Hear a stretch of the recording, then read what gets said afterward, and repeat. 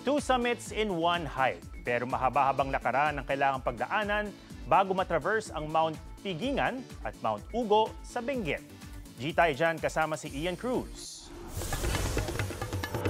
50 kilometro ang kailangang lakbayin sa 17 oras na tuloy-tuloy na paglalakad. Tatawid sa ilog ng Agno. Ayoko talaga ng mga ganito. Pero sige. Daraan sa mga pine trees. Malapit na. At nakakalulang akyatan. Para sa mga batak na sa hiking, ang Mount Pigingan to Mount Ugo Traverse Hike ang isa sa mga summit goals. Adventure na di inurungan ng grupo ni na Rap Rally de Blas. Ang pinaka-challenge mo talaga is yung distance. Ayun, siguro yun yung kakaiba sa kanya. So kung gusto mong i-challenge yung sarili mo, siguro kung gaano or kung hanggang saan yung kakayanin mo sa trail, ito yung I think na magandang bundok na puntahan.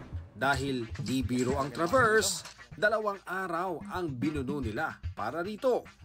Nagsimula ang hike sa Mount Pigingan sa Itogon, Benguet at matatapos sa Mount Ugo na may bahaging sako pa ng Nueva Vizcaya. Sobrang hangin and sobrang lamig din ng trail.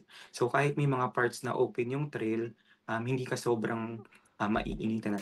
Sulit ang hirap dahil inyong matutumbok 360 view ng Cordillera Mountains mula sa tuktok. Mas ma-appreciate mo talaga yung summit. Sana huwag matakot yung mga tao na itry yung hiking kasi napakaganda nito sa kalusugan din. Ian Cruz nagbabalita para sa GMA Integrated News. Huwag magpahuli sa mga balitang dapat niyong malaman.